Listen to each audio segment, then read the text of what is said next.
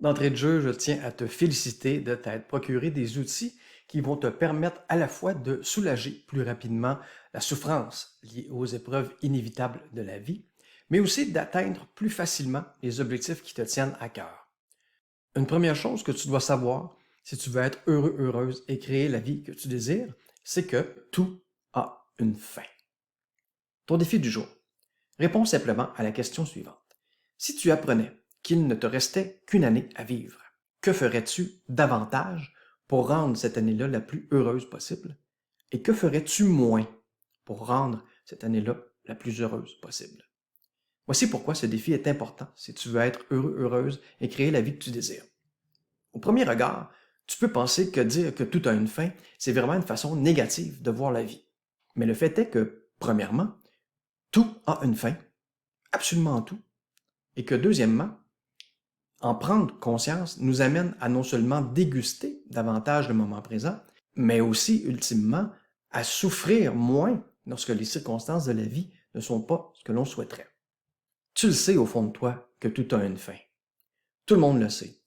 Mais parce qu'on ne voit que le côté négatif de la perte, on préfère se réfugier dans le déni, puis vivre comme si les choses et les personnes qu'on aime étaient éternelles, sans fin. L'ironie, c'est que refuser de voir la réalité, c'est-à-dire que tout a une fin, fait en sorte que très souvent, lorsqu'on perd quelqu'un qui nous était cher, on vit beaucoup de regrets.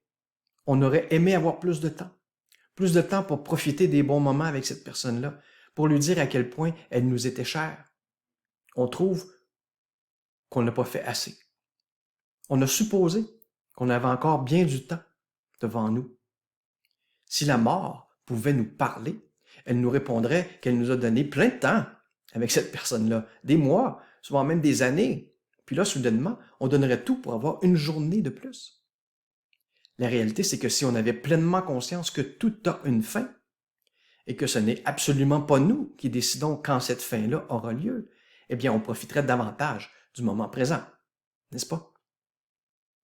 On ne gaspillerait pas notre temps dans des disputes ou sur des choses insignifiantes. On dégusterait.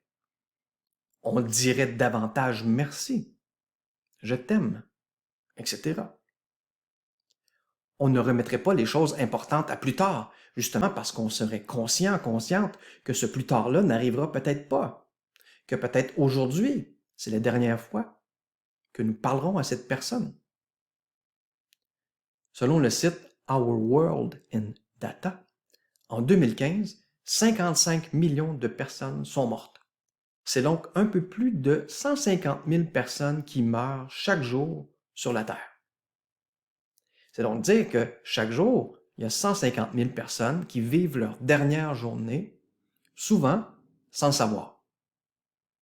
C'est donc dire aussi que peut-être aujourd'hui, c'est ma dernière journée. Peut-être que c'est la tienne. Le but, c'est pas de créer la peur, mais bien de créer le réflexe de profiter de la vie. Justement parce qu'elle a une fin, que ce n'est pas nous qui décidons de cette fin et qu'elle peut se terminer à tout instant. De la même façon, tes amours ont une fin. Soit tu vas mourir, soit ton amoureux, ton amoureuse va mourir, soit lui ou elle va te laisser, ou soit tu vas le ou la laisser. Peu importe la nature de la fin, tes amours ne sont pas éternels. Alors il faut profiter pleinement du temps que tu partages avec ton amoureux, ton amoureuse, et multiplier les bons moments plutôt que les chicanes. Ton travail a aussi une fin. Soit c'est la retraite, soit c'est une mise à pied, une fermeture ou un départ volontaire pour aller mieux. Peu importe sa nature, ton travail a aussi une fin. Tout a une fin, qu'on le veuille ou non. Voilà pourquoi je t'invite à te poser la question suivante. Si tu apprenais qu'il ne te reste qu'une année à vivre, que ferais-tu davantage pour rendre cette année la plus heureuse possible? Et que ferais-tu moins pour rendre cette année la plus heureuse possible? Dans le document d'accompagnement, je t'ai inclus un tableau qui représente nos vies. 80 cases. Parce que l'espérance de vie au Canada, c'est d'environ 80 ans. Toute ta vie tient dans un petit tableau de 80 cases. Juste ça pourrait te montrer visuellement que c'est important de profiter au mieux de chaque carreau parce que tu en as juste 80. Peut-être moins.